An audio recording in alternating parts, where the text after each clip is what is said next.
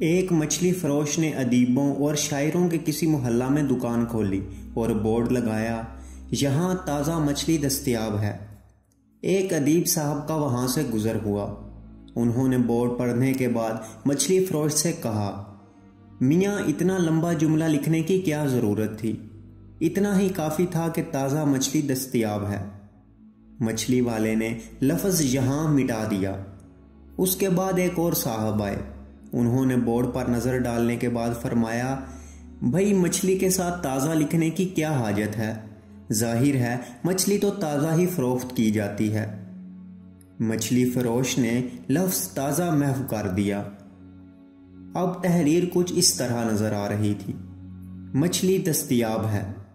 پھر ایک اور صاحب آئے۔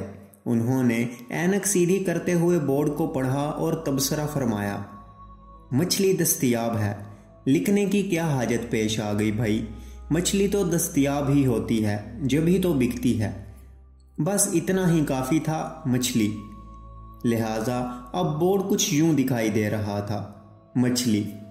اس کے بعد ایک بہت بڑے ادیب بھاری مینڈیٹ کے ساتھ آئے اور انہوں نے تبصرہ فرمایا، بھائی یہ بورڈ لگانے کا تکلف ہی کیوں کیا؟